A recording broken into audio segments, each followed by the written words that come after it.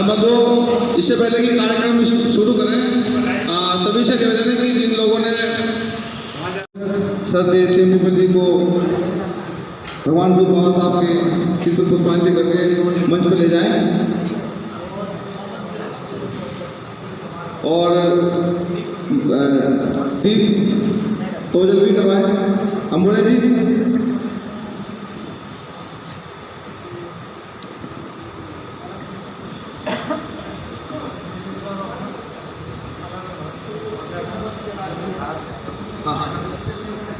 दीप तोजल कराएं। अध्यक्ष ये मोमबत्ती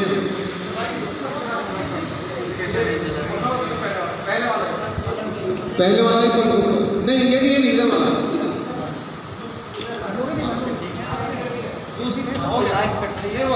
दूसरा नहीं, इसी में दूसरा, इसी में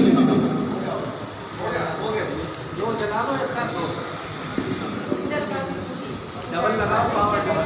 सर थोड़ा सा मास्क नीचे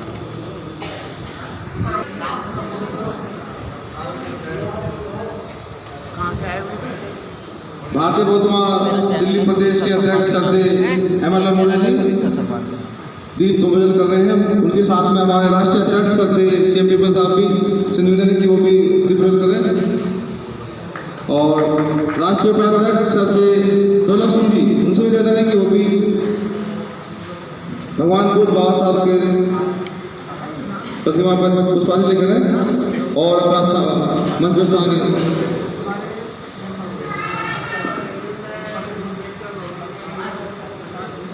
श्रद्धेय NK सागर जी, केंद्रीय कार्यकारिणी के कोषाध्यक्ष, उनसे भी निवेदन है कि वो भी बाबा साहब चित्र पर पुष्पांजलि करें और मंच पर स्थान ग्रहण करें। श्रद्धेय NK सागर, नंदकिशोर सागर।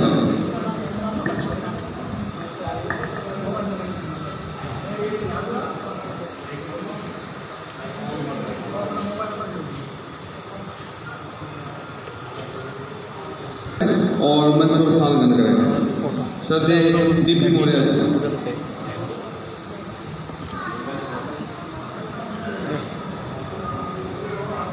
OP गौतम जी और श्रद्धेय GC भारती जी और रंजीत सिंह जी, तो आपसे निवेदन कि आए और पंचशील का कार्यक्रम है जो करेंगे।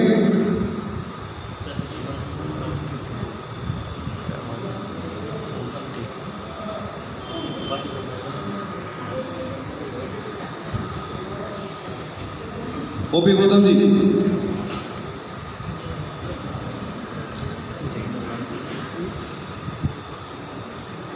RK भारती जी, दिल्ली प्रदेश के श्रद्धेय राकेश भारती जी से निवेदन है कि वो भी भगवान बुद्ध बाबा साहब के चित्र पुष्पांजलि करें और जो पंचशील का कार्यक्रम से करें। श्रद्धेय OP गौतम जी,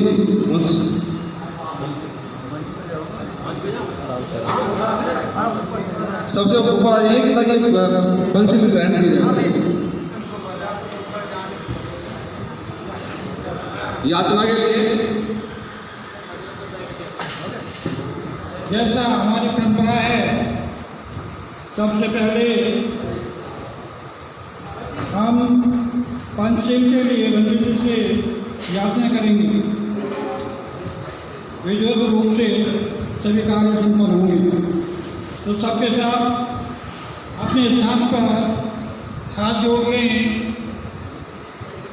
और हमारे साथ हो सकता बोलिएगा, नहीं तो बात में बोलना जरूरी है।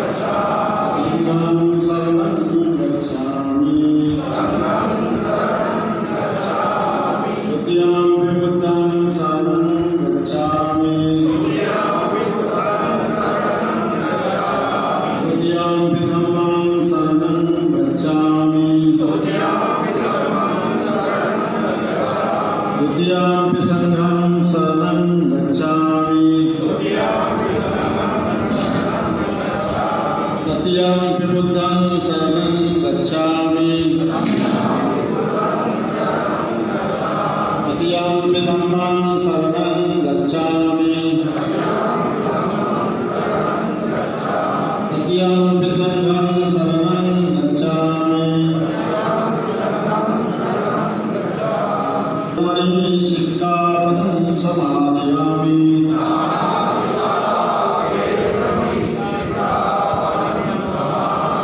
अदिनादाना वेरमणि शिक्षापदं समादयामि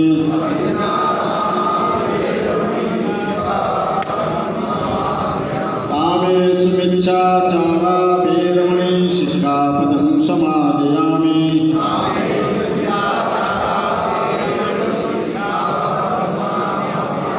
मूसावादा वेरमणि शिक्षापदं समादयामि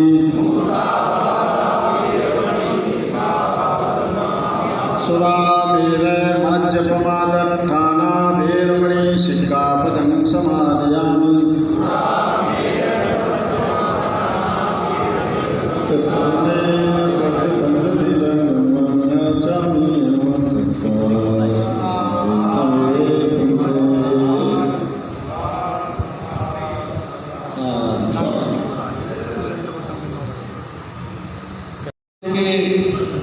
उपाध्यक्ष तेज सिंह गौतम जी भगवान बाबा साहब के चित्र पुष्पांजलि प्रारंभ हो उससे पहले हम पुष्पांजलि का प्रोग्राम कर लेते हैं।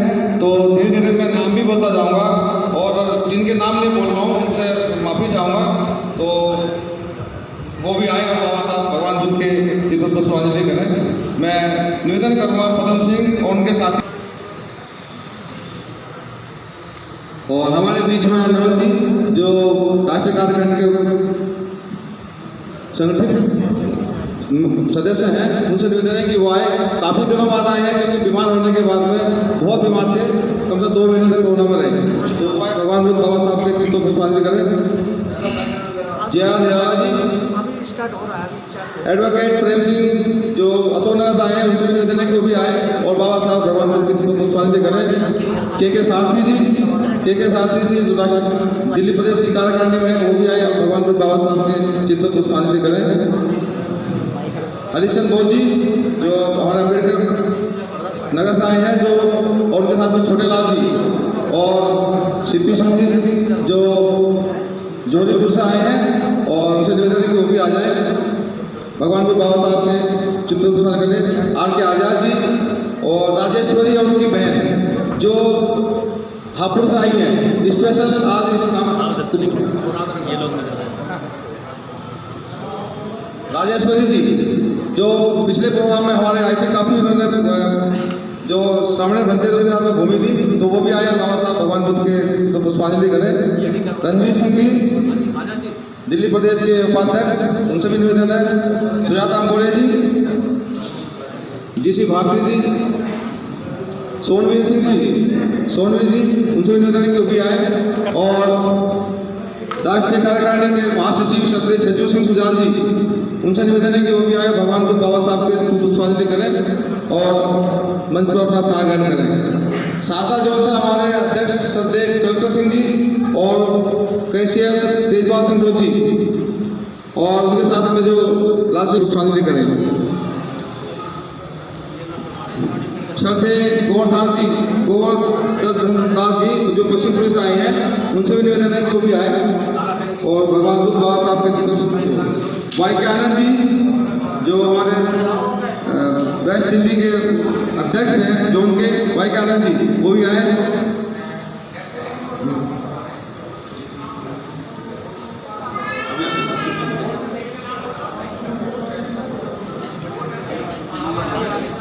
गोवर्धन दास जी जो पश्चिम पुलिस आए हैं उनसे निवेदन क्यों आए और भगवान बाबा साहब के पुष्पांजलि करें। पटफड़गंज की लिस्ट मेरे पास है।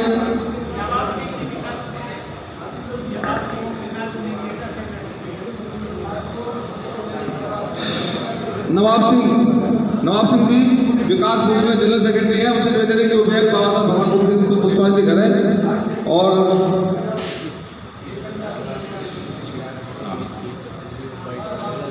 श्रद्धा राजेश्वरी देवी जो हमारे सबोली से आई है। सबोली मतलब हापुड़। हाँ,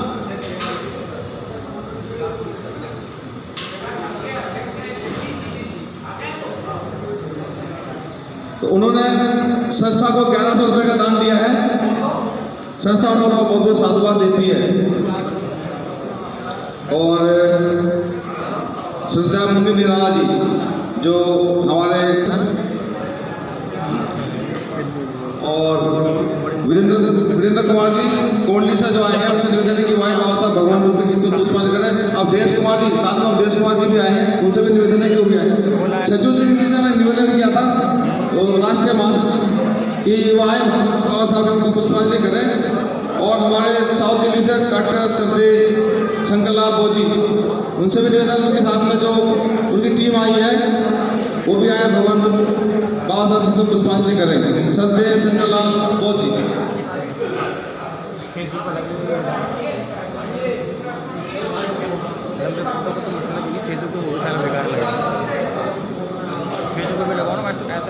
श्रद्धेय कलेक्टर सिंह जी, कलेक्टर सिंह से निवेदन है कि वो भगवान को बाबा साहब जी को पुष्पांजलि करके मंच पर आ जाए।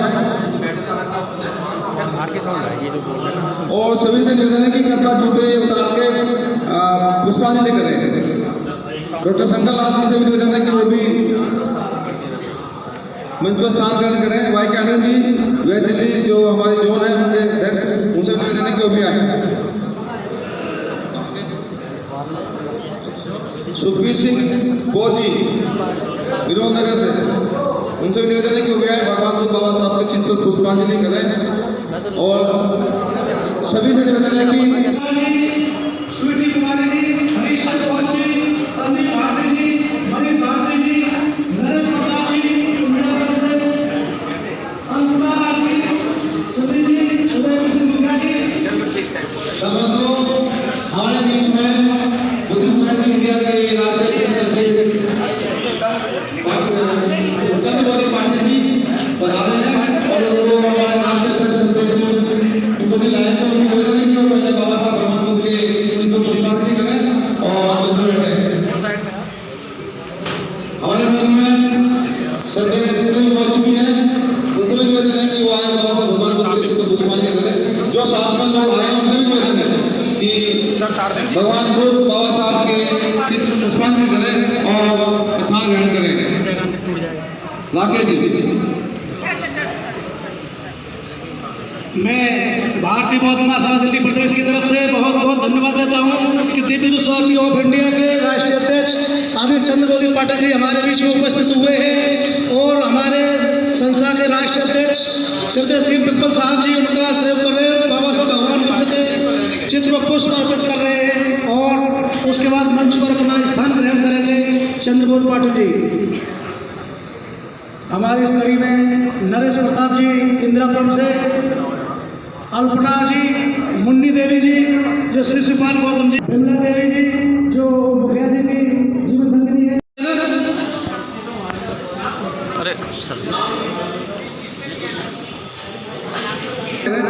और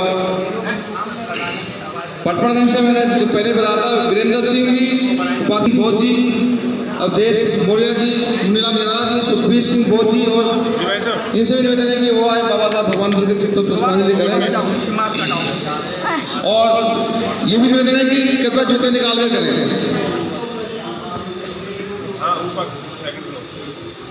और जो लोग रह गए हैं जिनका मैं नाम नहीं ले पाया गलती से, तो मैं माफ़ी चाहूँगा। उनसे निवेदन है कि वो आए और बाबा साहब भगवान बुद्ध के चित्र पर पुष्पांजलि अर्पित करें, जो भी रह गए हैं लोग, ताकि ये जो कार्यक्रम है वो आगे किया जाए। खड़ग सिंह जी, श्रद्धेय खड़ग सिंह जी जो पूर्व कोषाध्यक्ष दिल्ली प्रदेश के हमारे और संगठन हमारे जो दिल्ली प्रदेश की कार्यकारिणी के वो पधार के हमसे निवेदन है कि वो आए बाबा साहब भगवान बुद्ध के चित्र पर पुष्पांजलि करें।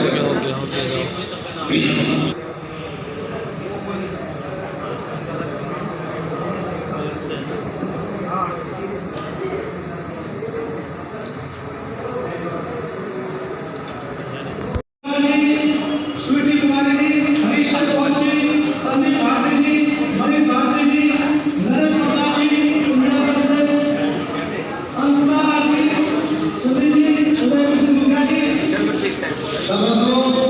हमारे बीच में बुद्धिस्ट पार्टी इंडिया के राष्ट्रीय अध्यक्ष चंद्रगोदी पाटिल जी पधारे हैं और उनको हमारे राष्ट्रीय अध्यक्ष उनको भी लाए तो उनको निवेदन है कि वो पहले बाबा साहब भगवान बुद्ध के चित्र को पुष्पांजलि करें और अंदर बैठे। हमारे बीच में श्रद्धेय मुस्लिम हो चुकी हैं, उनसे भी निवेदन है कि वो आए बाबा साहब भगवान बुद्ध के चित्र को पुष्पांजलि करें। जो साथ में लोग आए हैं उनसे भी निवेदन है कि भगवान बुद्ध बाबा साहब के चित्र पुष्पांजलि करें और स्थान ग्रहण करें। राकेश जी।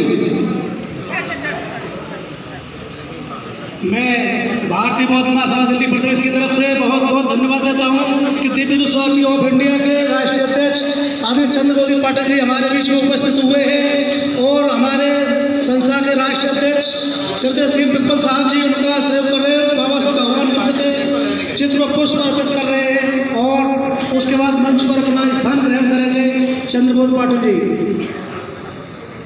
हमारी इस कड़ी में नरेश प्रताप जी इंदिरापुरम से, अल्पना जी, मुन्नी देवी जी जो श्री शिवपाल गौतम जी, बिमला देवी जी जो मुखिया जी की जीवन संगिनी है। राकेश कुमार जी मेरठ से आए हैं, उनसे निवेदन है कि वो आए बाबा साहब भगवान बुद्ध के चित्र को पुष्पांजलि करें और जूते निकाल के। राकेश कुमार जी मेरठ से हो गया।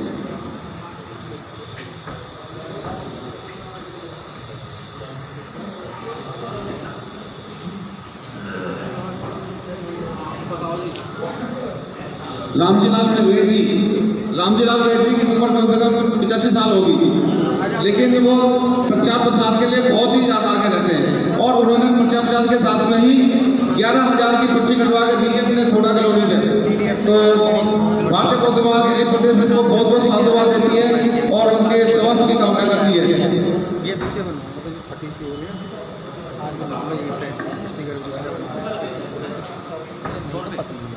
तो अगर कोई रह गया है तो उसको आइए कृपया और भगवान बुद्ध बाबा साहब के चित्र पुष्पांजलि करें। ये बंद हो गया जो भी रह गए हैं, जो आज धन प्रवर्तन दिवस है उसके बारे में हमें थोड़ा ज्ञान दीजिए। संत बंदे जी। ये क्या है?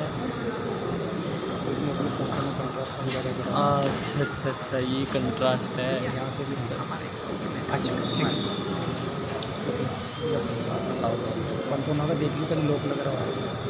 नत्थि मे शरणं अय्यं बुद्धो मे शरणं वरं एतेन सच्चवज्जेन होतु ते जयमङ्गलं।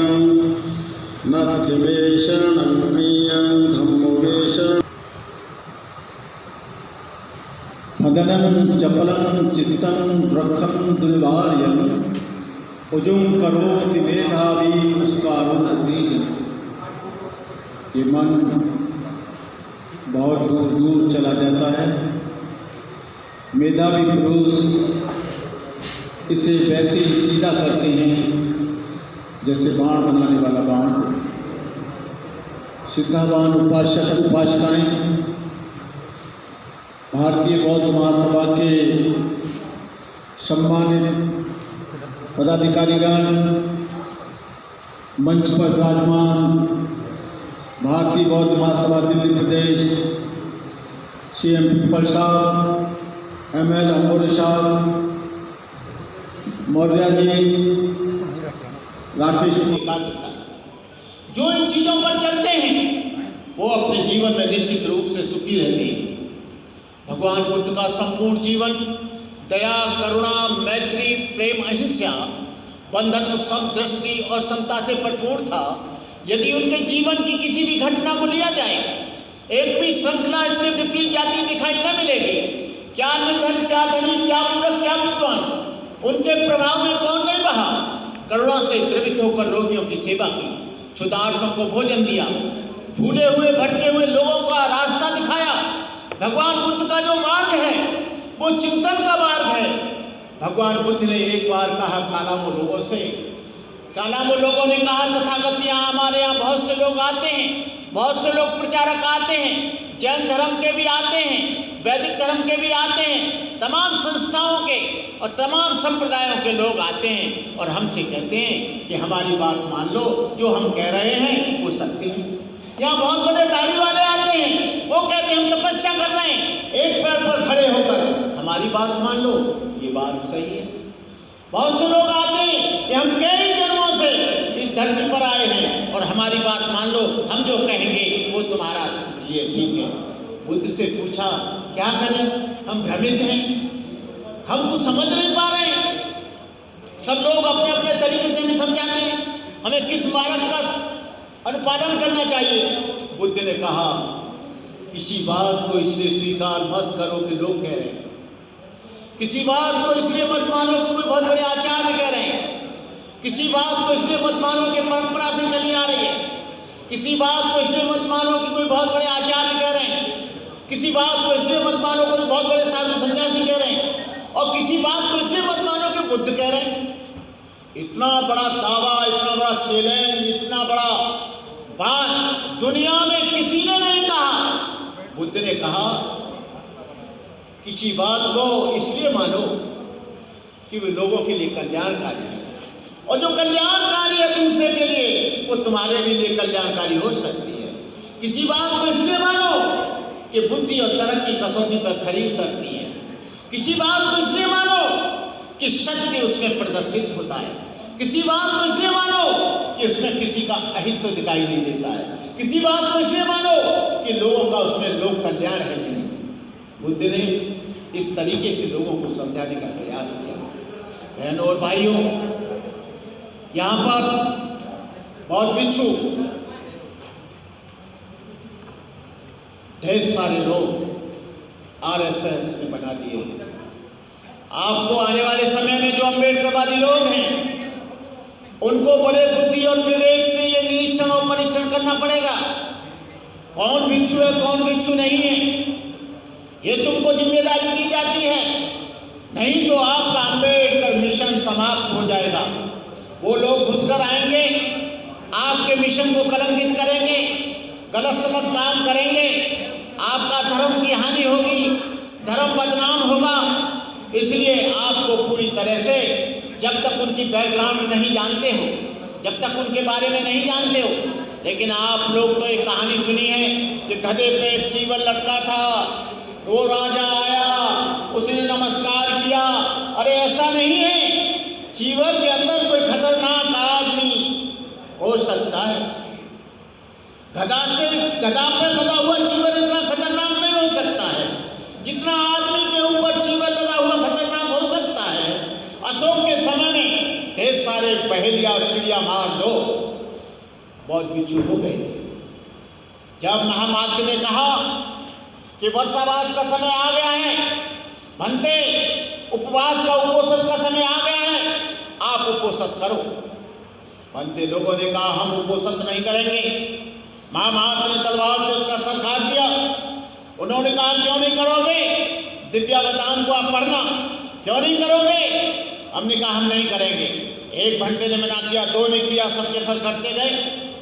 जब उपनिषद के पास ये बात पहुंची अशोक के गुरु के पास, अशोक के गुरु ने कहा ये संगीति अपवित्र हो गई है, भिक्षुओं का सामान चोरी जा रहा है, भिक्षु गलत काम कर रहे हैं।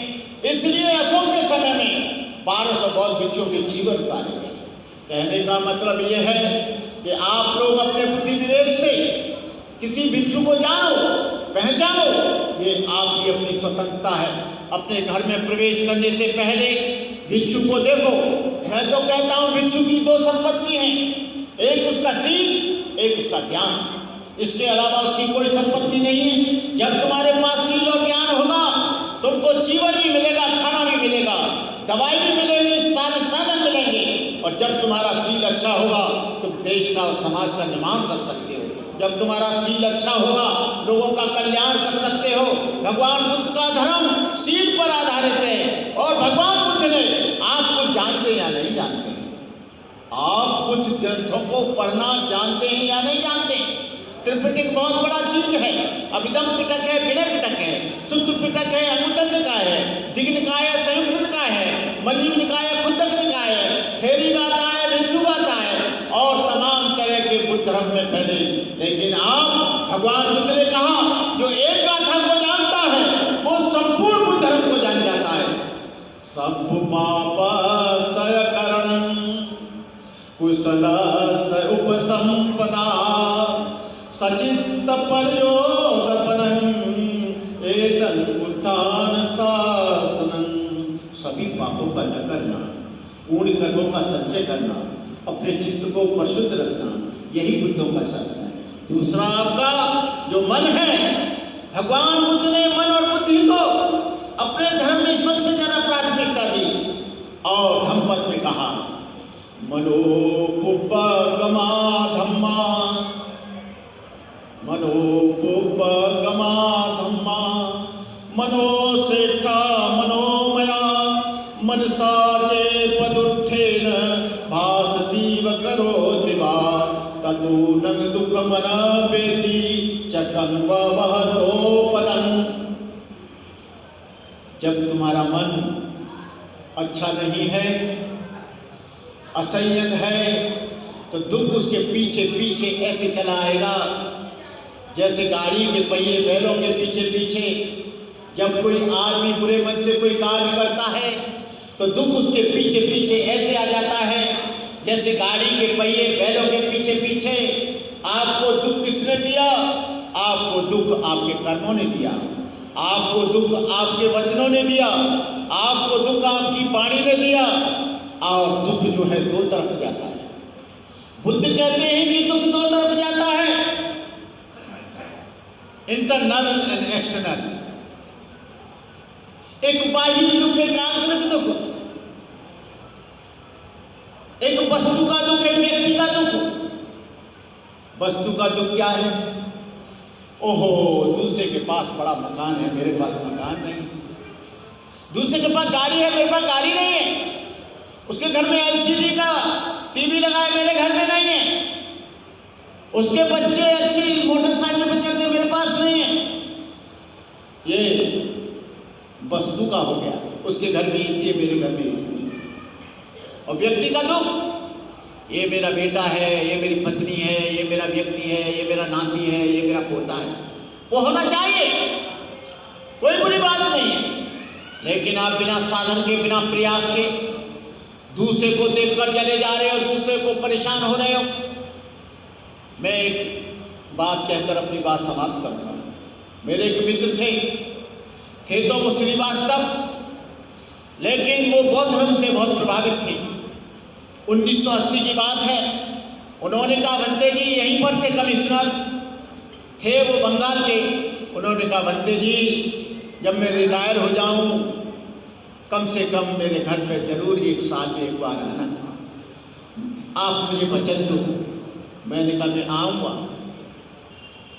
वो कलकत्ता में एयरपोर्ट के सामने, दमदम एयरपोर्ट के सामने चले गए और मैं उनके घर पर गया।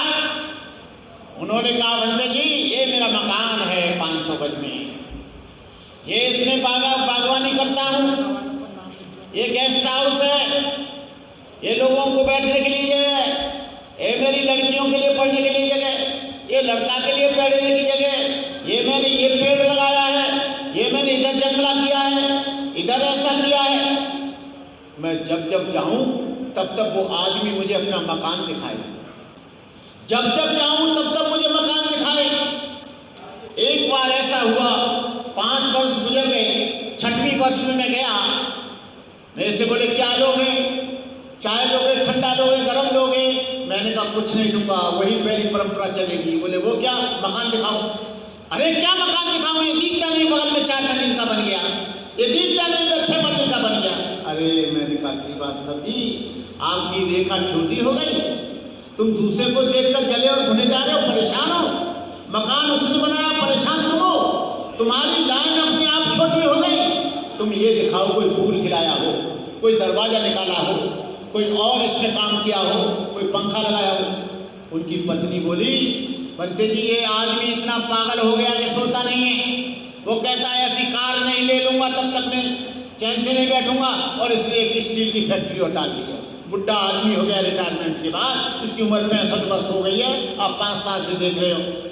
बोले किसी तरह से जुगाड़ लगा के कार भी ले आया, कार लगा के उसने कार बेच दी, वो दूसरी कार ले आया। अब कह रहा मैं ऐसी कार लूँगा।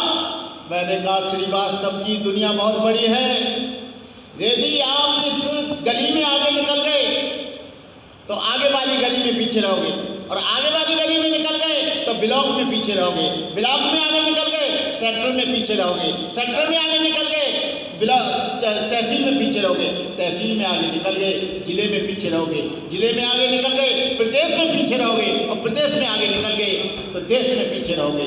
कब तक दौड़ते रहोगे? कोई तुमसे आगे दौड़ रहा है, तुम अपना प्रयास करो। तुम्हारा ब्लड प्रेशर बढ़ गया है, डायबिटीज हो गई है, ऐसा हुआ 3 महीने बाद वो आदमी मर गया।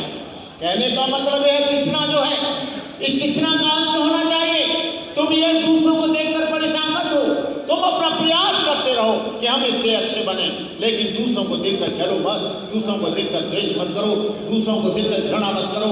भगवान बुद्ध का जो धर्म था एक समुद्र की तरह था। भगवान बुद्ध ने कहा मेरे धर्म में जातियां नहीं होती, वर्ण नहीं होता। भगवान बुद्ध का धर्म सचमुच एक समुद्र था, उसमें राजा महाराजाओं के सब पुत्र थे, राजकुमार युवराज थे, रईस थे, क्षत्रियों सरदार थे, ब्राह्मण थे, चांडाल थे, शूद्र एवं वैश्य थे।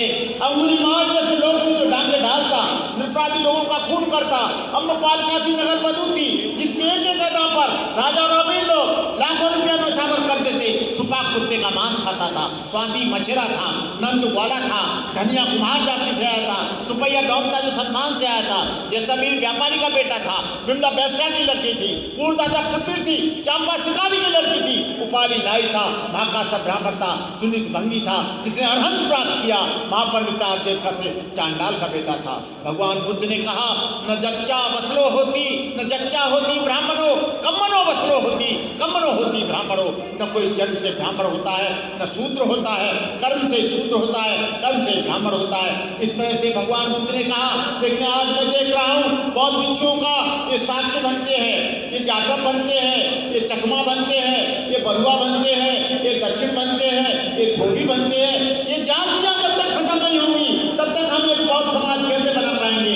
लेकिन मैं देखता हूँ, मैं जाता हूँ संकेसा तो वहाँ शाक्य समाज के बौद्ध भिक्षु मुझे नमस्कार नहीं करते क्योंकि मैं चमार हूँ।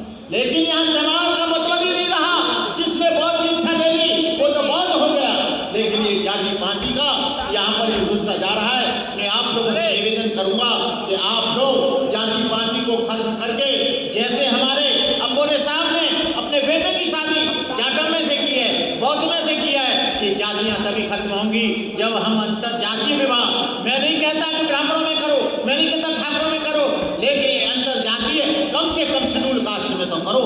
जब शेड्यूल कास्ट में आप लोग ये कहोगे हम इतने ऊंचे शेड्यूल कास्ट हैं, तुम नीचे शेड्यूल कास्ट हो, नहीं, यहाँ we are all are the schedule caste, we don't want a discrimination with schedule caste. तो हम ये चाहते हैं what is dharma, to maintain purity of life is dharma. These are 3 forms of purity, purity of mind, purity of spirit, purity of body. मन कर्म वचन से शुद्ध रहो, यही बुद्ध का सिद्धांत है। इन्हीं शब्दों के साथ और भी हैं, मैं CM पिप्पल साहब को, अम्बोरे साहब को, सागर साहब को, मौर्य साहब को और तमाम आपके जो भारतीय बौद्ध महासभा के पदाधिकारी हैं, मैं उनके लिए बहुत बहुत साधुवाद करता हूँ। इसी तरह से आप काम करते रहें, लोगों को जगाने का काम करते रहें, गरीब छात्रों की मदद करते रहें, ज़रूरतमंदों की हेल्प करते रहें। संस्था का मुख्य उद्देश्य यही है। इन्हीं शब्दों के साथ मैं अपनी बात समाप्त करते हुए जय भीम, नमो बुद्धाय।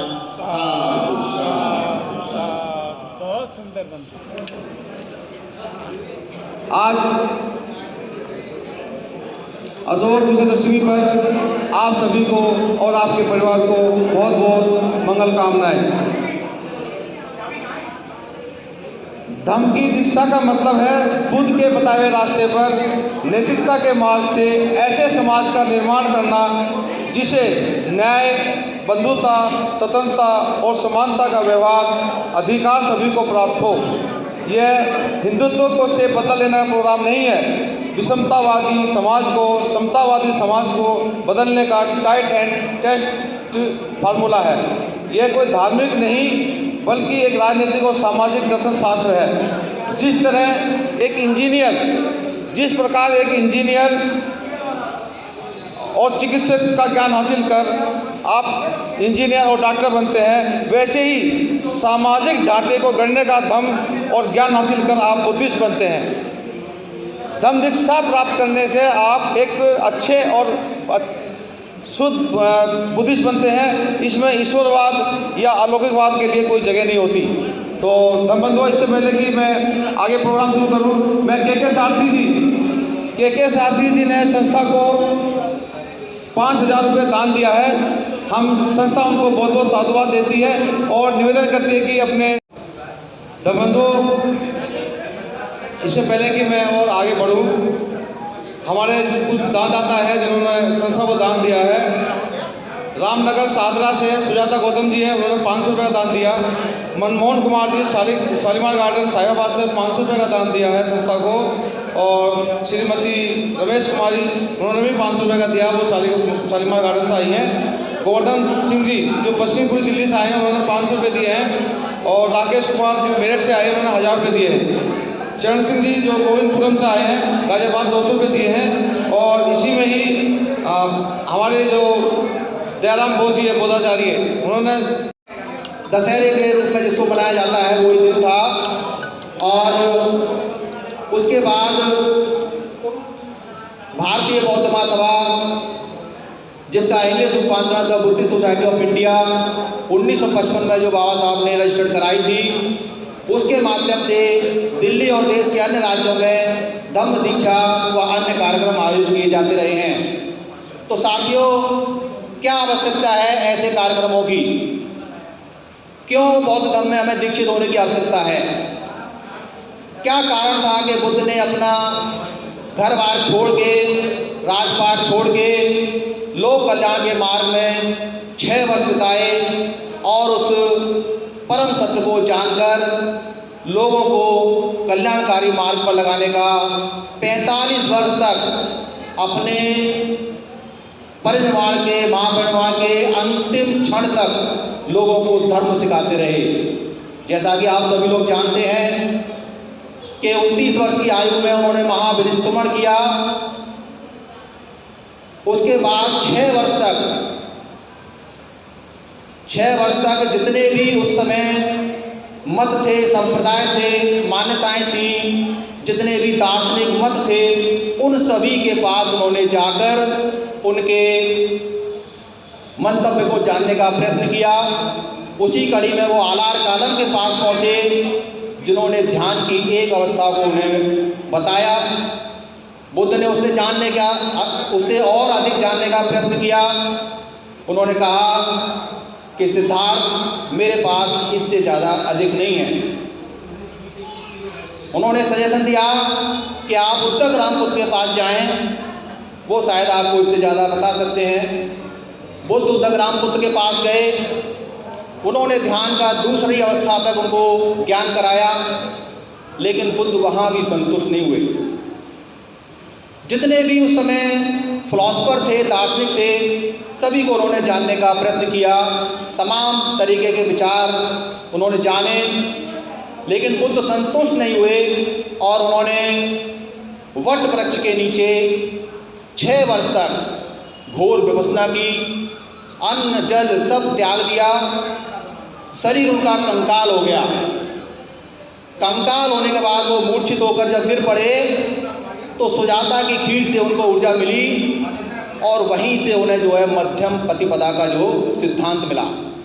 उन्होंने कहा, भिक्खु, दोनों अतियों से बचो, हमें मध्यम मार्ग पर चलना है। और इस बात से दुखी होकर उनके जो 5 परिव्राजक थे, जो उनकी सेवा में सेवारत थे, उन्होंने जो है नाराज होकर उनको छोड़कर चले गए। बुद्ध ने वहाँ अपना मार्ग नहीं छोड़ा और पीपल वृक्ष के नीचे 1 सप्ताह का अधिष्ठान लिया और ये प्रण किया, दृढ़ संकल्प किया कि अगर मुझे ज्ञान प्राप्त नहीं हुआ तो मैं यहाँ से उठूँगा नहीं, चाहे मेरा शरीर ही क्यों ना समाप्त हो जाए। लेकिन वैशाखी पूर्णिमा के दिन उनका शरीर, मन चित्त एकदम निर्मल हुआ और उन्हें उस परम सत्य का ज्ञान हुआ। क्या ज्ञान प्राप्त हुआ ये हम सभी जानते हैं। भगवान बुद्ध ने अपनी प्रथम वाणी में ही कहा है, अनेक जाते संसारं संधा विसंग अनेभ्यसंग गहकारकं गवे संतो दुखा जाते पुनः पुनः गहकारक देठोसी पुनगे हंग न काहसी सपाते फासुका भग्गा गहकूटं विसंघतं विसंघारगतं चित्तं तन्हानं खयमज्जगा।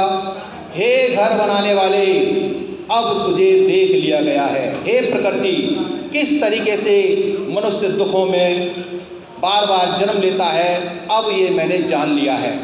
क्या जान लिया है? वो 12 कड़ी आप जानते ही होंगे, अविद्या पश्या संखारा, संखार पश्या विज्ञान, विज्ञान पश्या नाम रूप, नाम रूप पश्या षडायतन, षडायतन पश्या पशु पश्या वेदना, वेदना पश्या तन्हा, तन्हा पश्या उपादान, उपादान पश्या भव, भव पश्या जाति, जाति पश्या व्याधि जरा मरण शोक परवे दुख दोमनस उपायासा संभवन्ति एवमेव तस्तु केवलस्तु दुख गंधस्य समुदयोति। एक अविद्या के कारण, ज्ञान न होने के कारण व्यक्ति अकुशल कर्म करता है, जिससे नाम रूप शरीर का जन्म होता है, उसकी 6 इंद्रियां लग जाती हैं, उससे स्पर्श होता है, वेदनाएं होती हैं, उन वेदनाओं का गुलाम होकर अपने दुष्कर्म करता है और जीवन मरण के चक्कर में पड़ता है। तो बैठकर इन्हें त्रिवार नमन। मंच में विराजमान पूजनीय भिक्षुसंघ, उन्हें भी त्रिवार नमन। जिनके अध्यक्षता में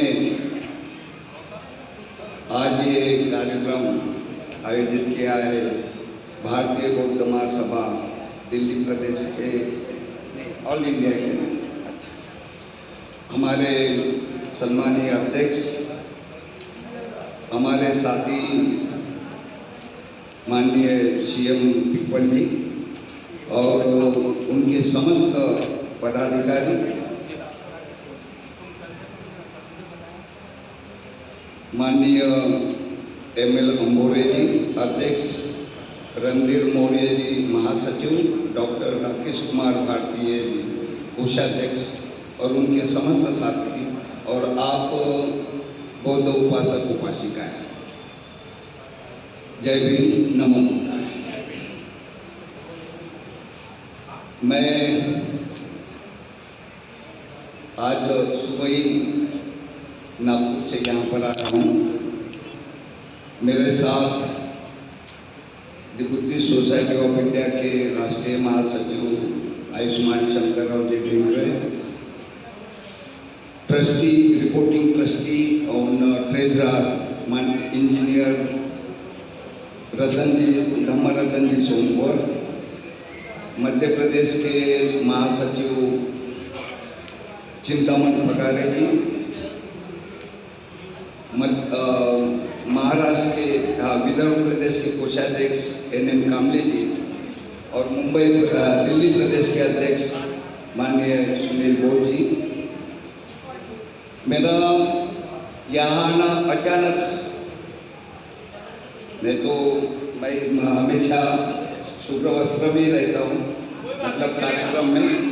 अचानक यहाँ पर मैंने नागपुर से फ़ोन किया था कुमार सेन बोस जी, वो हमारे अच्छे मित्र हैं। उनसे कहा था कि मैं दिल्ली आ रहा हूँ तो आपसे मिलने अम्बेडकर भवन आऊँगा। और यहाँ आने के पश्चात मुझे पता चला कि माननीय सीएम पीपल जी ने यहाँ पर आयोजन किया और उनका आग्रह था कि मैं आऊँ। अब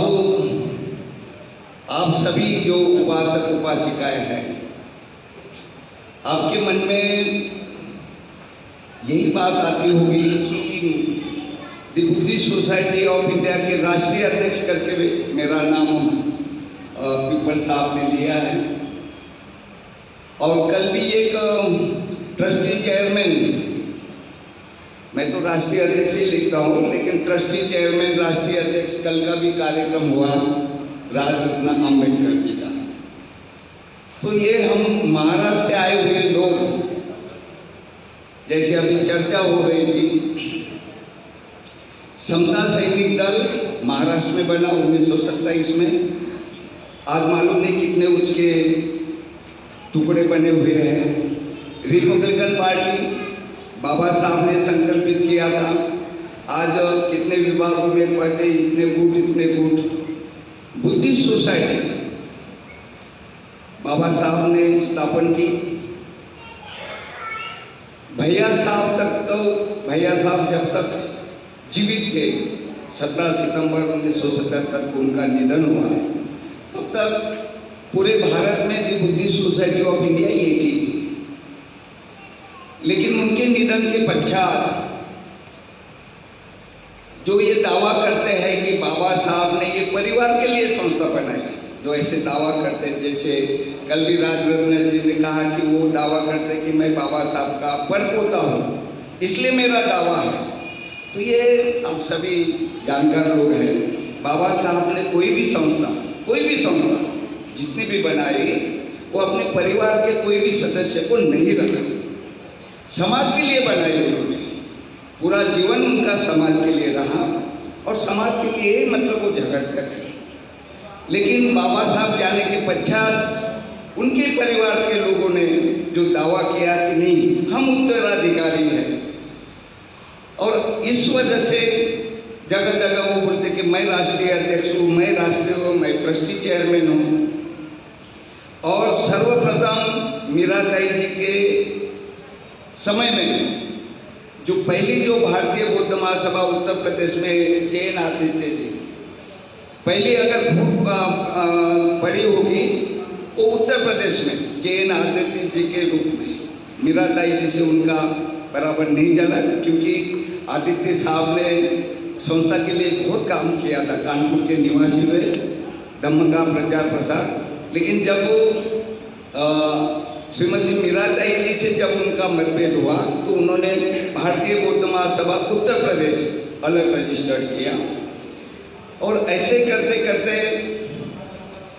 अभी जो चल रहा है, आपको संक्षिप्त में मैं इसकी जानकारी देता हूँ कि बाबा साहब के पश्चात उनके पुत्र भैया साहब अम्बेडकर, जो 11 सदस्यीय एडवाइजरी कमेटी, उनके वे अध्यक्ष थे।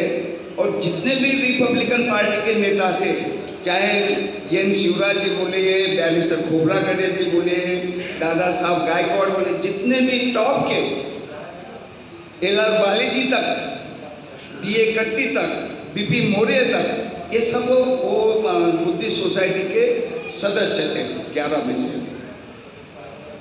अब इन्होंने क्या किया, प्रायोरिटी दिया पार्टी को।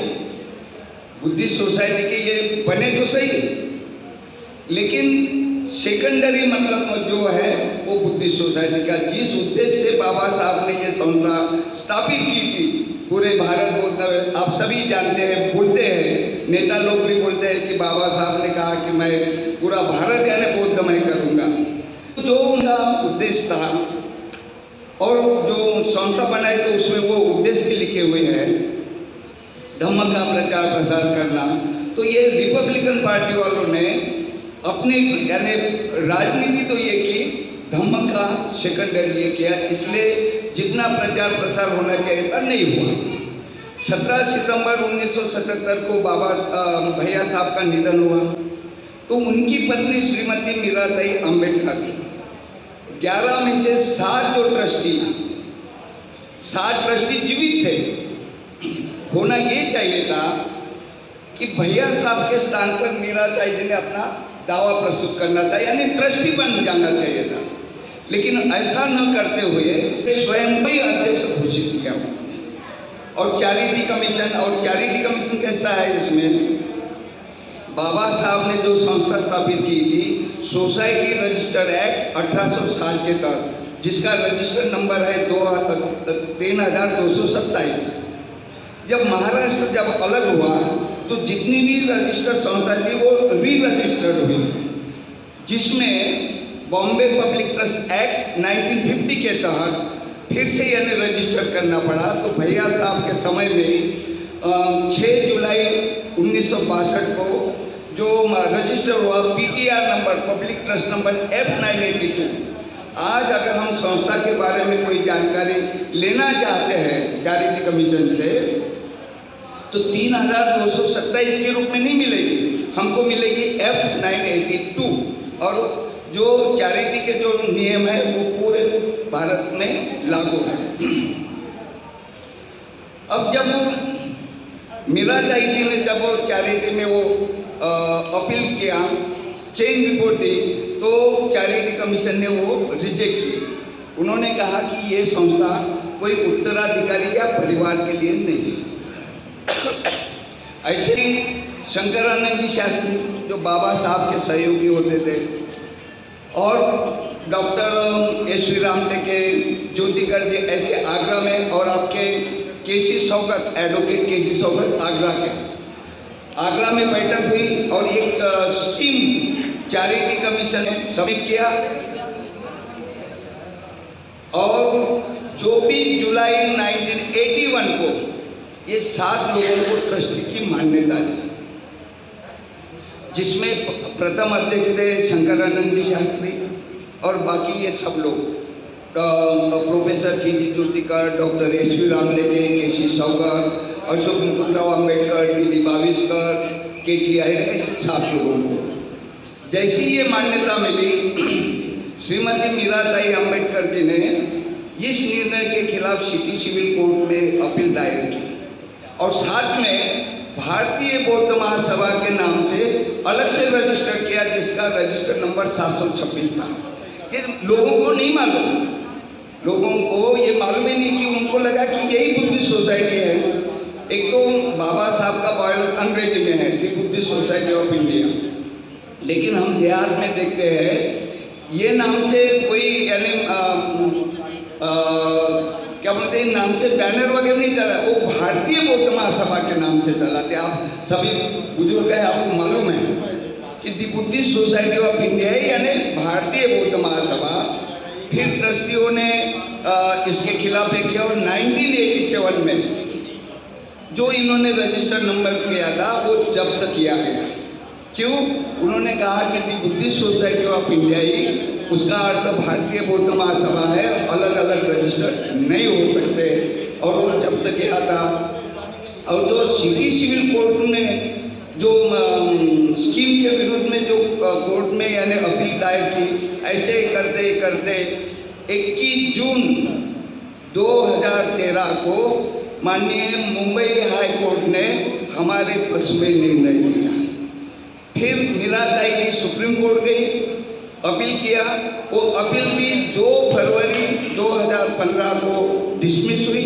फिर रिव्यू पिटीशन किया, रिव्यू पिटीशन भी 15 अप्रैल 2015 को डिसमिस हुई। इस तरह से जो दावा उत्तराधिकारी के रूप में मीराबाई जी करती थी वो एकदम समाप्त हुआ मीराबाई जी का, और ये संस्था का कोई लेना देना नहीं। फिर भी बाबा साहब के परिवार के होने के नाते भारतीय बौद्ध महासभा लिखते हैं, अध्यक्ष संस्थापक अध्यक्ष बाबा साहब आम्बेडकर, लेकिन रजिस्टर नंबर नहीं लिखते। तो भारतीय बौद्ध महासभा के नाम से बाबा साहब ने कभी भी रजिस्टर नहीं किया।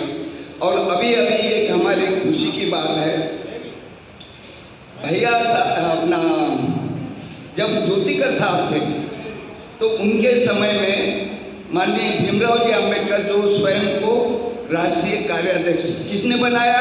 श्रीमती मीराबाई अम्बेडकर, वे अध्यक्ष और राष्ट्रीय कार्याध्यक्ष। जैसे ये अशोक अम्बेडकर जी ने अपने पुत्र राजरत्न को भी वही बनाया था, हमसे बिना पूछा।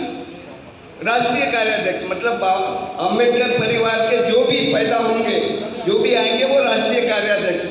उनको कोई वो सदस्य है नहीं है, कुछ संस्था में काम किया नहीं किया, लेकिन वो राष्ट्रीय कार्याध्यक्ष बने।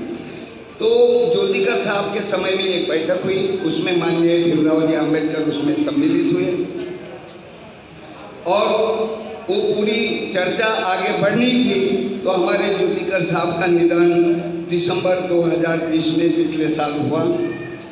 अब वो जो बातें हमारी आगे बढ़नी थी वैसी रह गई। और ये खुशी की बात है कि जुलाई में माननीय भीमराव अम्बेडकर जी का फोन आया कि मैं और चर्चा करने नागपुर आ सकता हूँ। वे 2 जने आए, चर्चा हुई। मैंने बोला ठीक है, अगर आप, उन्होंने ये इच्छा जाहिर की कि हम आपके साथ काम करने के लिए तैयार हैं।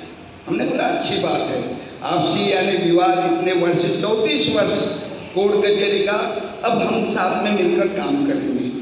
और इसी का परिणाम है कि कल मेरठ में जो कार्यक्रम है Buddhist society of India Uttar Pradesh के तत्वाधान में, उसमें माननीय भीमराव जी अम्बेडकर भी मेरे साथ में पहली बार हम दोनों एक ही मंच पर रहेंगे।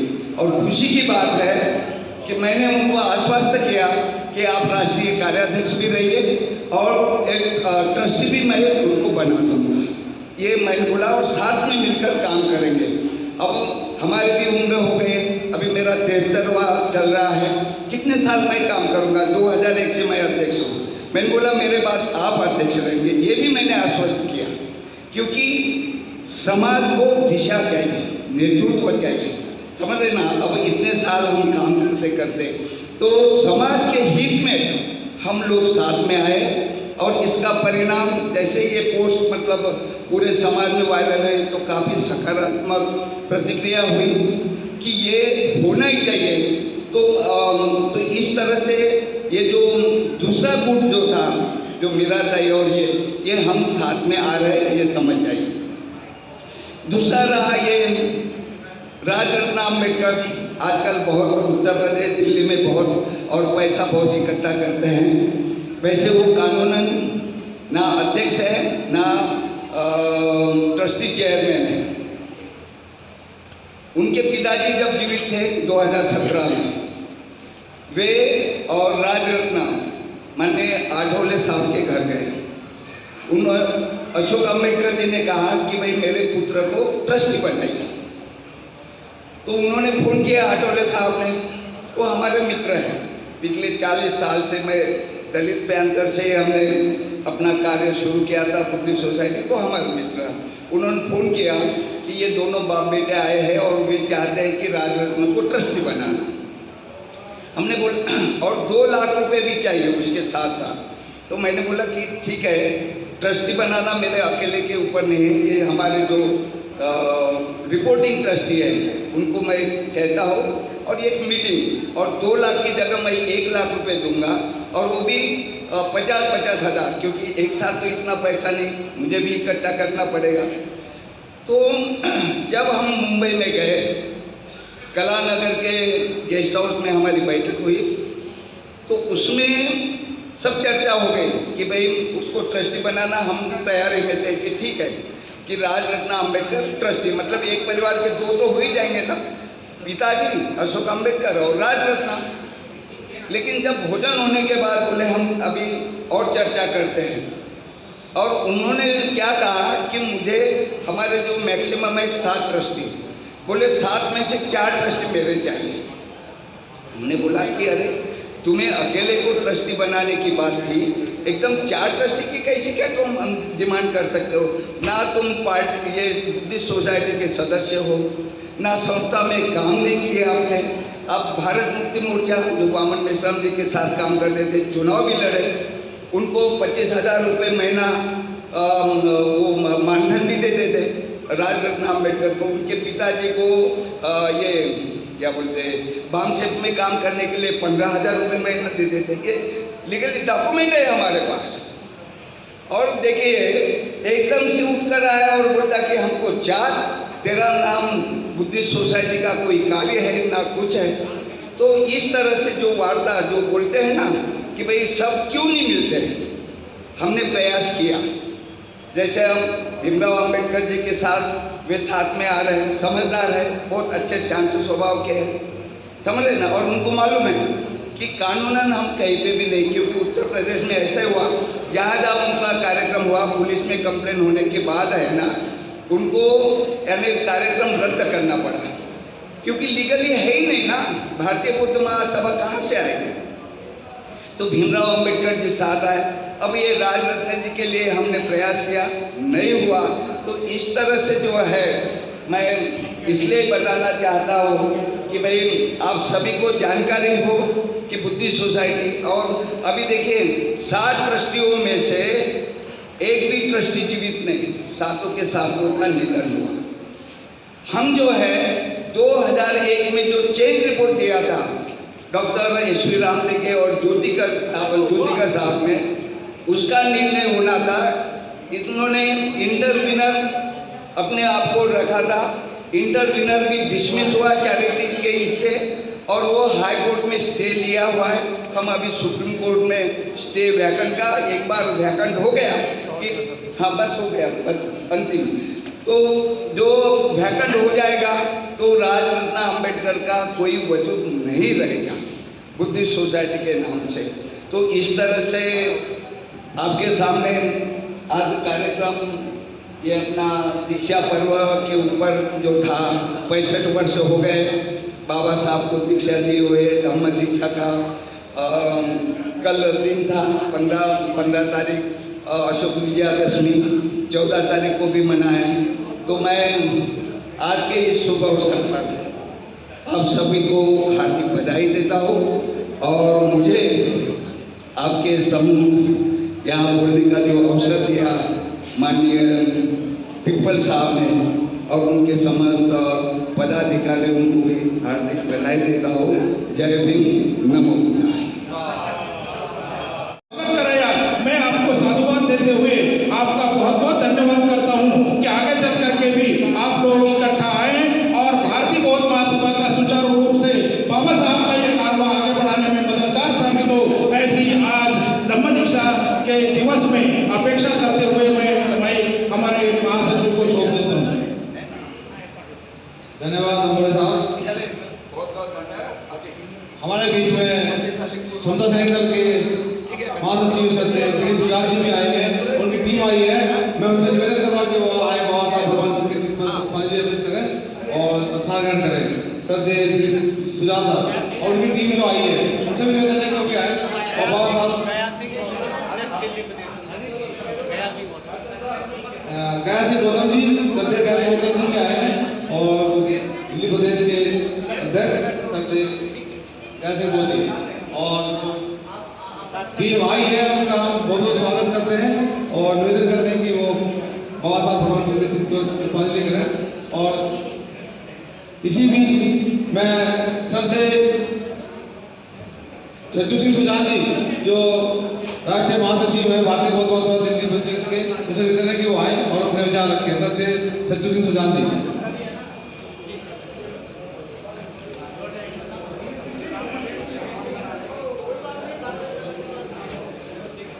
अशोक विजयादशमी, राजा अशोक ने अपने जीवन में जो बड़ा महायुद्ध लड़ा, कलिंग का युद्ध, और युद्ध लड़ने के बाद जब उन्होंने देखा कि ये क्या खून बह गया और इस खून से वे बेहद नाराज़ हो गए और उन्होंने कह दिया कि आज से मैं शस्त्र नहीं उठाऊंगा, और बुद्ध की शरण में गए। और बुद्ध की शरण में जाने के बाद जब उन्होंने ये सोचा कि मैं भी खुद भिक्खु बन जाऊं, पर उन्होंने ये बात नहीं की और अपना पुत्र और अपनी पुत्री जो महेंद्र और संघमित्रा को धम्म दीक्षा देकर श्रीलंका भेज दिया, भारत में बौद्ध धर्म फैलाया और 84,000 स्तूप निर्माण किए। कितने? 84,000। ये अशोक विजयादशमी की महत्ती है। उसके बाद में, क्योंकि ये 3 साल बाद हुआ था, 300 साल बाद हुआ था तथागत भगवान बुद्ध के धम्म दीक्षा के बाद, धम्म चक्र परिवर्तन के बाद। उसके बाद में 2000 साल बाद डॉक्टर बाबा साहब भीमराव अंबेडकर ने नागपुर मुक्कामी 14 अक्टूबर 1956 को लाखों अनुयायियों को धम्म दीक्षा देकर खुद दीक्षित हुए पहले और बाद में लाखों लोगों को दीक्षा दी। तो धम्म दीक्षा दिवस इसलिए मनाते हैं, ये संदेश हमारे समाज में चला जाए, दिल्ली में चला जाए। और इसी वजह से बौद्ध भंते जो करुणाकरण भंते जी आज यहाँ पर आकर के भारतीय बौद्ध महासभा के कार्यक्रम में उन्होंने जो 4 चांद लगाए, मैं उनका साधुवाद कहता हूँ। उनके साथ दोनों हमारे भिक्षु जो आए हैं उनको भी मैं अभिवादन करता हूँ और उन्होंने इस कार्यक्रम में बहुत अच्छा योगदान दिया। हमारे राष्ट्रीय कार्यकारिणी के अध्यक्ष सीएम पीपल साहब इस कार्यक्रम में रहे। इसी कार्यक्रम में चंद्रबोधी पाटिल साहब यहाँ पर पहुँचे और आप सब लोगों के उपस्थिति में कार्यक्रम सफल रहा, ऐसा मैं घोषित करता हूँ। और अब सभ्य सत्ता उससे पहले सत्ता से पहले सभी से निवेदन है, जिन्होंने धम्म दीक्षा ली है वो अपना सर्टिफिकेट लेके जाएं। दूसरा बात, सबके लिए खाना है, खाना चल रहा है, खाना लेकर जाएं। और सभी का धन्यवाद, बहुत बहुत धन्यवाद। सभ्य सत्ता सुखी होन्तु, सभ्य होन्तु सखे मिनु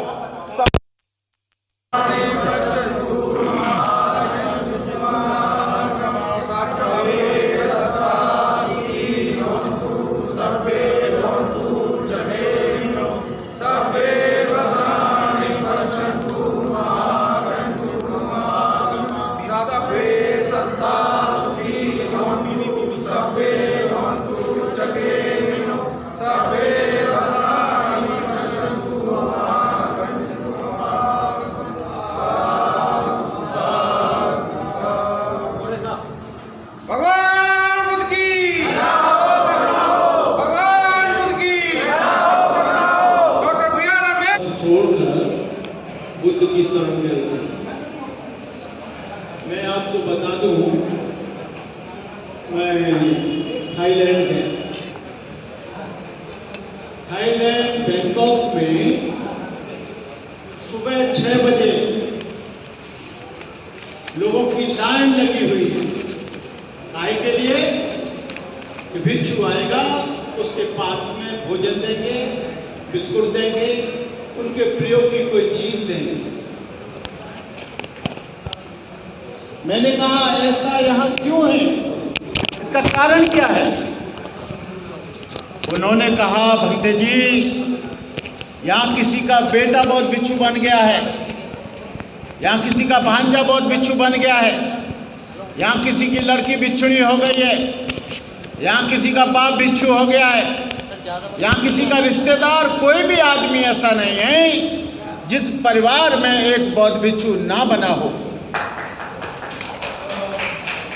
वो इंतजार करता है कि कहीं मेरा बेटा तो नहीं आ रहा है, कहीं भूखा न रह जाए, मेरा मामा तो नहीं आ रहा है, कहीं भूखा नहीं हो जाए, बहन कह रही है कहीं मेरा भाई तो नहीं आ रहा है, कहीं भूखा न रह जाए। लेकिन भारत में किसी का बेटा बहुत भिक्षु नहीं बना है, उसको अंदर से दर्द नहीं है कि भिक्षु की क्या प्रॉब्लम होती है। या तो भिक्षु मजबूरी में भारत में बन रहा है, या अधिक बुढ़ापा होने के कारण बन रहा है, या बेरोजगारी के कारण भिक्षु बन रहा है, या यहाँ पर अधिक कर्जा हो गया इसलिए बहुत भिक्षु बन रहा है, या परिवार में कोई कलह है इसलिए बहुत भिक्षु बन रहा है, या समर्पित भाव से, डेडिकेट भाव से भिक्षु नहीं बन रहा है। मैं आप लोगों से कहना चाहूँगा, आनंद कौशल्यान के साथ मैंने काम किया। 1980 में आगरा में मीटिंग हो रही थी, वो कह रहे थे करुणाकर हम लोग कहाँ से भिक्षु लाएंगे, भिक्षु तो गृहस्थ देगा, हम लोग तो अनमैरिड हैं, जो मैरिड लोग हैं वही बहुत भिक्षु देंगे। आप लोग बौद्ध धर्म को फैलाना चाहते हो, दुनिया में जो भी बुद्धिज्म फैला वो चीवरधारियों ने फैलाया, संस्थाएं कितनी भी बनती रहें, लेकिन भिक्षु का एक जो प्रभाव पड़ता है, भिक्षु का जो आदमी के दिल पर और दिलो दिमाग पर जो श्रद्धा का प्रभाव पड़ता है वो कोई और नहीं डाल सकता। लेकिन यहाँ भिक्षु नहीं है, लेकिन यहाँ बहुत संस्थाएं, बहुत धर्म का काम कर रही हैं, लेकिन तेजी कब आएगी? जब आपका बेटा भिक्षु बनेगा, जब आपका नाती भिक्षु बनेगा। यहाँ बुढ़ा आदमी रिटायरमेंट वाला भिक्षु बनता है, वो नाती को भिक्षु नहीं बनाता, वो नाती को इंजीनियर बनाना चाहता है। वो भिक्षु जीवन में भिक्षा मांगता है और घर में वो अपने पूरे दान देकर उसको आगे बढ़ाना चाहता है। अरे तू अपने धर्म को बढ़ाना चाहता है तो अपने बेटे को दे दे।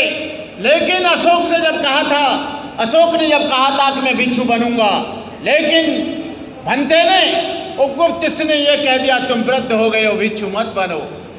यहाँ बुढ़े का काम नहीं है, जवान का काम है। ऊर्जा होगी तो धर्म फैलाएगा। जिसके कान चले गए, जिसकी आंख चली गई, जिसकी टांग चली गई, जिनकी बुद्धि चली गई, जिसका वो कभी ज्ञान को प्राप्त नहीं कर सकता, इसलिए जवान चाहिए। इसलिए अशोक ने अपने लड़का और लड़की को भिक्षु बनाया, राजपाट का त्याग करके कराया, बृहदत्त मौर्य को शासक बनाया। लड़का और लड़की बौद्ध भिक्षुणी बने और पहली बोधि वृक्ष की शाखा सांची के बौद्ध स्तूप को साक्षी मानकर, सारपुत्र मौत कल्याण की अस्थियों को साक्षी मानकर वो बौद्ध भिक्षु बन गया।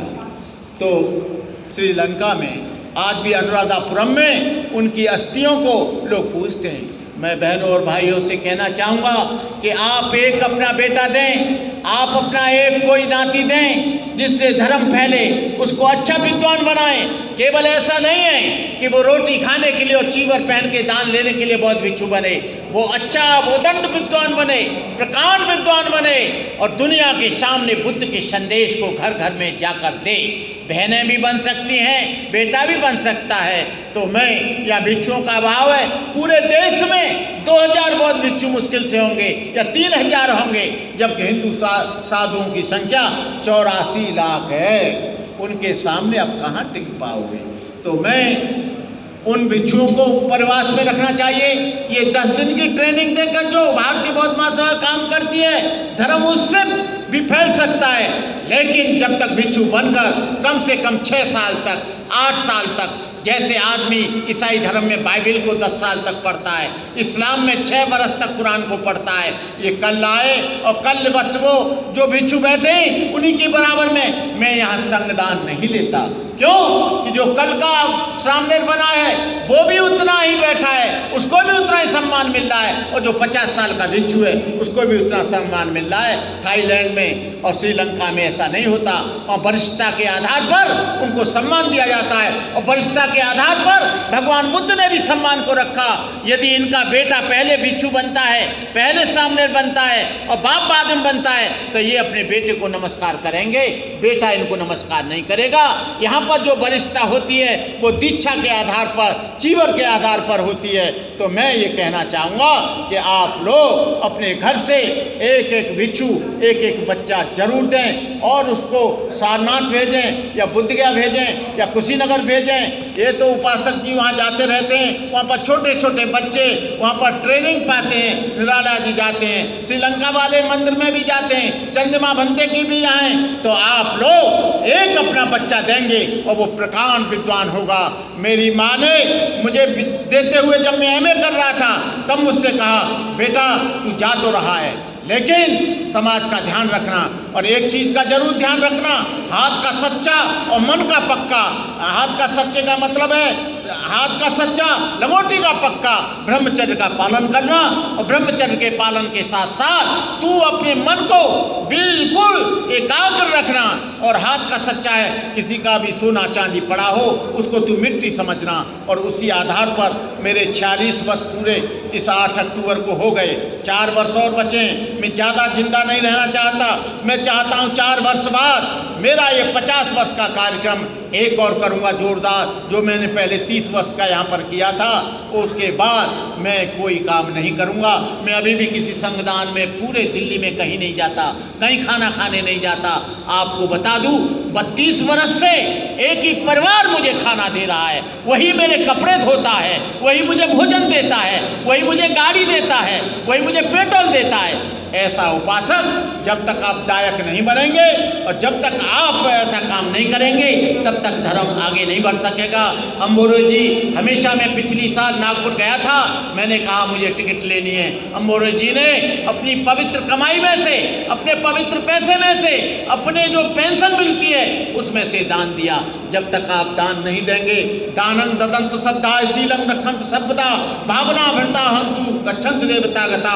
10 पारमिताओं में दान को पहला महत्व दिया गया है। 10 पारमिताएं हैं, 10 पारमिताओं को पार करोगे तो निर्वाण के नजदीक पहुंचोगे। दान है शील, निष्क्रमय, प्रज्ञा, वीर, शांत, सत्य, अधिष्ठान, मैत्री, उपेक्षा। जो इनको पार करेगा, सम्यक दृष्टि, सम्यक संकल्प, सम्यक वाणी, सम्यक आजीविका, सम्यक कर्मांग, सम्यक व्यायाम, जो इनको अपने जीवन में मानेगा और चलेगा वो निश्चित रूप से पक्का बुद्धिस्ट होगा। आप अध्ययन करें, 4 आर्य सत्य का अध्ययन करें, विशुद्धि मग्ग का अध्ययन करें, बुद्ध एंड धम्मा का अध्ययन करें। अपने घर में 2-3 किताब अवश्य रखें, Buddha and Dhamma, Ambedkar life and mission, एक धम्मपद, एक बौद्धचर्या जरूर रखें, रोज उसका पाठ करें, अपने बच्चों को भी दें। मैं भारतीय बौद्ध महासभा को बहुत बहुत अपनी तरफ से शुभकामनाएं देता हूं और मंगल कामनाएं देता हूं।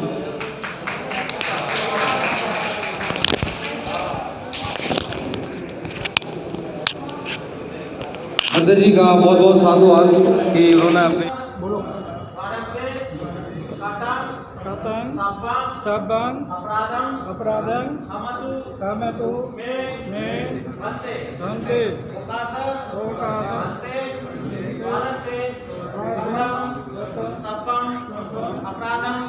कामतु मे भन्ते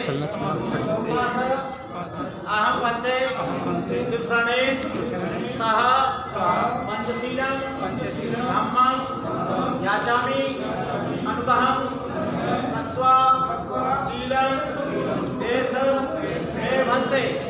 द्वितीयं पे लोकास अहम भन्ते तीर्थानि सह पंचशीलं धम्मं याचामि अनुग्रहं तत्वा शीलं देथ मे भन्ते। तृतीयंपि अहम भन्ते तीर्थानि सह पंचशीलं धम्मं याचामि अनुग्रहं तत्वा शीलं। इसे मुझे दे दो भैया, इसे मुझे दो। ओकास अहम भन्ते। नमो तस्स भगवतो अरहतो सम्मा सम्बुद्धस्स। नमो तस्स भगवतो अरहतो सम्मा सम्बुद्धस्स। नमो तस्स भगवतो अरहतो सम्मा सम्बुद्धस्स। बुद्धं शरणं गच्छामि, धम्मं शरणं गच्छामि, संघं शरणं गच्छामि। द्वितीयंपि बुद्धं शरणं गच्छामि, द्वितीयंपि धम्मं शरणं गच्छामि, तृतीयंपि बुद्धं शरणं गच्छामि, तृतीयंपि धम्मं शरणं गच्छामि, तृतीयं संघं शरणं गच्छामि। पाणातिपाता वेरमणि सिक्खापदं समादयामि। अतिन्नादाना वेरमणि सिक्खापदं समादयामि। कामेषु मिच्छाचारा वेरमणि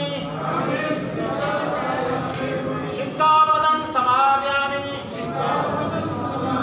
मूसावादा वेरमणि सिक्खापदं समादयामि। सुरामेरे वच ममादक्षाना वेरमणि सिक्खापदं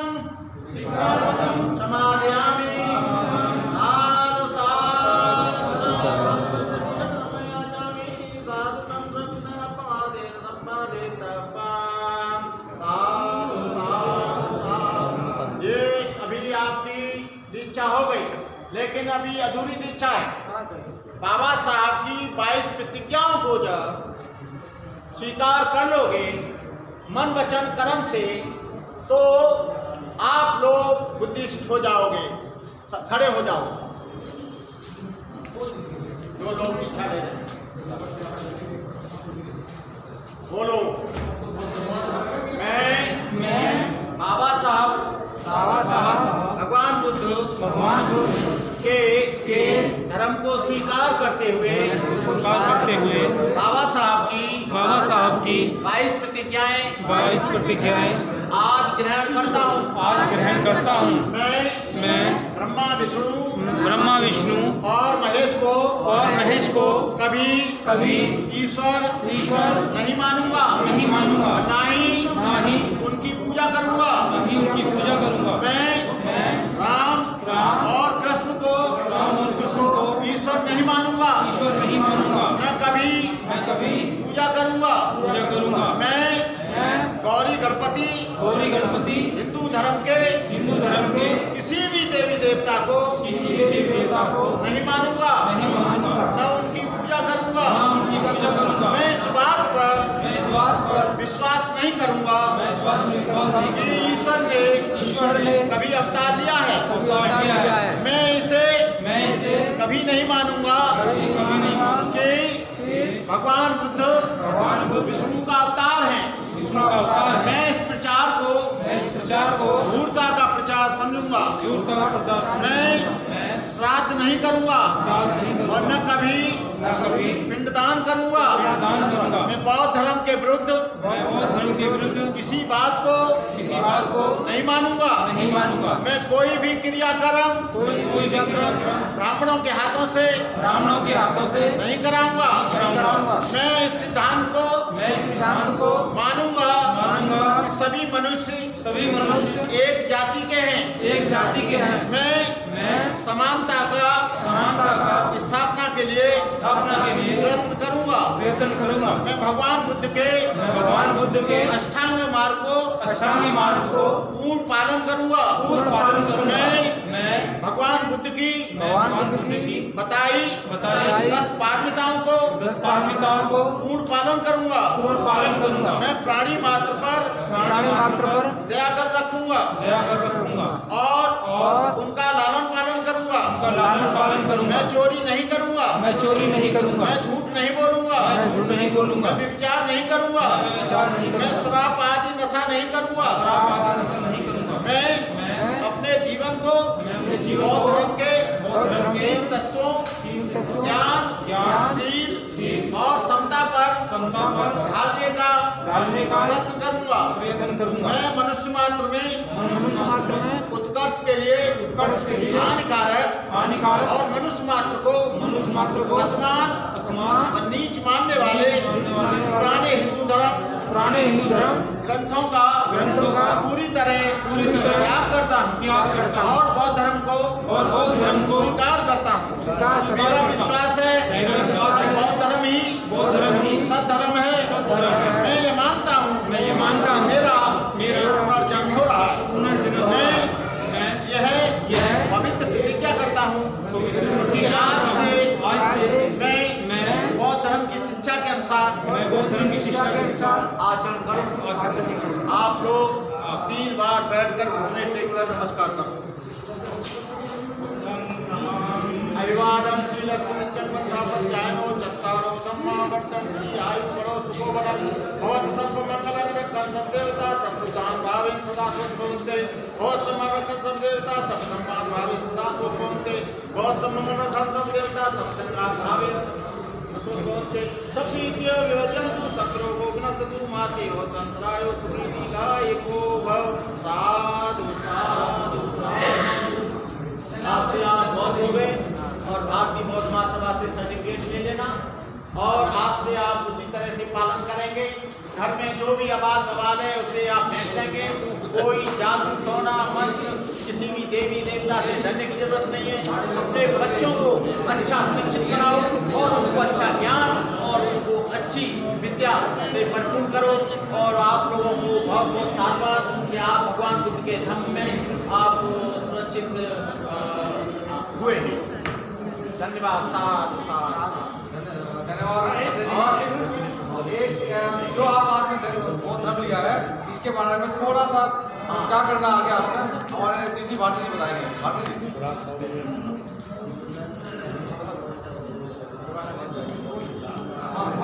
मैं समझा नहीं सकता। आप मुझे चाहे 20 ही आदमी हो बुद्ध विहार पर बुलाइए, मैं धर्म के बारे में आपको सारा सब कुछ बताने की कोशिश करूंगा जितना मैं जानता हूँ। मेरी तरफ से आप सभी को मेरे को साधुवाद। आपका दीर्घ जीवी हो ऐसी मेरी मंगल कामना है।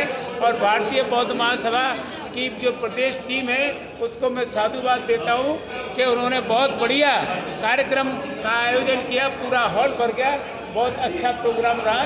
आगे मैं कभी मौका पड़ेगा तो मैं आपके समक्ष अवश्य रखूँगा। जय भीम, नमो बुद्धाय। धन्यवाद, बहुत बहुत धन्यवाद तिब्बत साहब का। और रतनमाला जी कुछ कहना चाह रही थी। रतनमाला जी आइए आइए। पढ़वाना और भगवान बुद्ध की छोटी छोटी पुस्तकें होती हैं, अपने बच्चों को जन्मदिन पे ऐसी पुस्तकें देना जरूरी है, तभी हमारे धर्म का विकास होगा। और धर्म, ये हमारा जो धर्म है सिर्फ दिखावा नहीं है, हमें दुख से ऊपर उठा के सुख शांति और भाईचारे का संदेश देता है, आपस में बैर भाव मिटाने का, आपस में भाईचारा बढ़ाने का संदेश देता है। तो इस धर्म को सीरियसली अपनाना है, ये नहीं यहाँ आए और कर दिया। देखो मैंने अपनी बेटियों की शादी किसी पंडित से नहीं दिखवाई, कोई भी धर्म ऐसे नहीं, कोई भी जो रीति रिवाजों के नहीं अपने। आज मेरी बेटियाँ बहुत खुश है, सुखी है। तो ये मत डरना कि मैं छोड़ दूंगी, किसी देवी देवता को छोड़ दूंगी तो नुकसान होगा। जीवन में नुकसान और फायदे चलते रहते हैं, उनसे घबरा के वो धर्म को दोष मत देना। बस मैं इतना ही। जय भीम, नमो बुद्धाय। धन्यवाद, बहुत बहुत धन्यवाद रतनमाला जी का। और जो मैंने अभी कहा था राजेश्वरी देवी जो हापुड़ से आई हैं, हापुड़ से वो 2 मिनट वो भी देना चाहती हैं। राजेश्वरी देवी। जय भीम। मैं अपना अनुभव बताती हूँ कि मैं 5-6 साल पहले बहुत ज़्यादा पूजा करती थी। सुनो 2 मिनट का सुनो। 5-6 साल पहले मैं बहुत पूजा करती थी, लेकिन मुझे डर लगता था कि भाई हाँ भगवान ये ना करते, वो ना करते, ये ना करते। और जब मैंने बाबा साहब भगवान को समझा, थोड़ा परखा, फिर मैंने उनको मिट्टी में खोद के उनको दबा दिया सबको। अपने घर में जो मंदिर था वो भी फेंक दिया। लेकिन अब मैं प्रयास ये करती हूँ सब बहनों को लिए, बहन भाइयों को जहाँ भी जाती हूँ मैं बाबा साहब के मिशन का उनको चर्चा करती हूँ हमेशा। तो आगे क्या कहा है? चंद्रमणि जी से ले दीक्षा, तेरी शरण अपनाए, तेरी शरण अपनाए। लिए नंगे मन में भारी और दलित सभी हर्षाए वही, दलित सभी हर्षाए। और मिटा अंधेरा हुआ सवेरा और दौड़े दौड़े आओ, तुम बौद्ध धर्म अपनाओ, तुम बौद्ध धर्म अपनाओ। बौद्ध धर्म बूढ़े क्या और बच्चे क्या वहाँ नर नारी सब आए, नर नारी सब आए। चले नागपुर लाखों कर में और पंचशील ले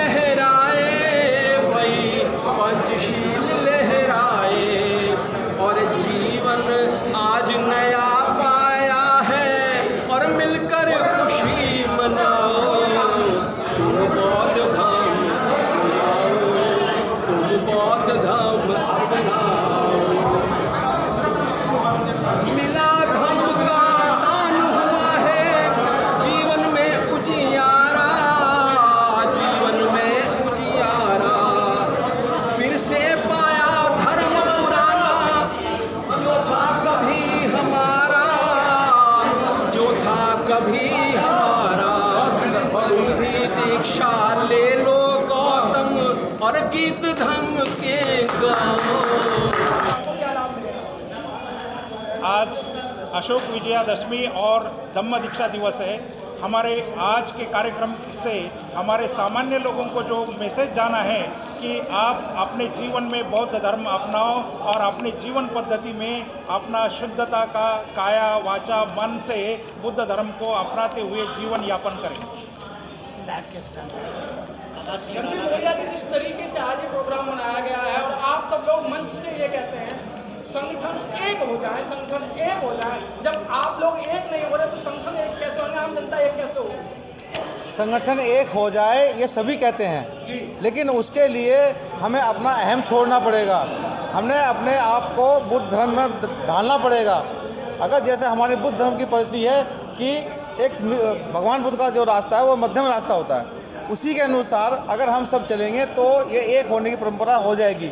हमने अगर अपना अहम रखेंगे कि भाई मैं बड़ा हूँ, वे छोटा है, या ये अमीर है, ये गरीब है, तो कुछ नहीं हो सकता। इसके लिए हमने बौद्ध धर्म का मध्यम रास्ता अपनाना पड़ेगा और अपना अहम छोड़ना पड़ेगा।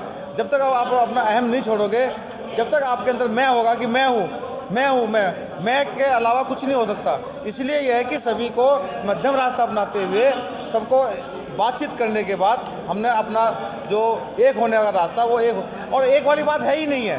भगवान बुद्ध ने या बाबा साहब ने जो मिशन दिया है, भगवान बुद्ध ने जो हमें धर्म दिया है, उसके अनुसार सभी लोग काम कर रहे हैं, अपना अपना काम कर रहे हैं, कोई किसी का विरोध नहीं कर रहा। अगर वो विरोध करता है तो वो गलत है।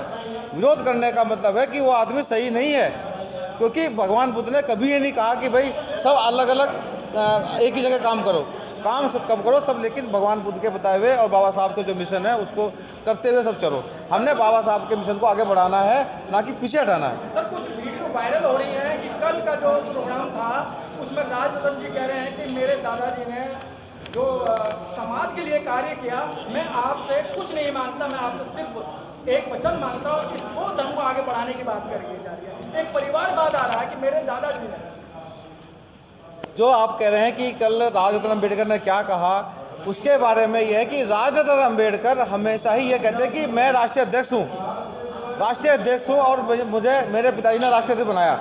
जबकि बाबा साहब की जो संस्था है उसमें कोई राष्ट्र परिवारवाद नहीं है, उसमें सबके लिए सब समानता है। और जो उसके अंदर सदस्य है, जो उन्होंने संस्था बनाई थी उसके अंदर सदस्य है, वही उसका चेयरमैन होता है।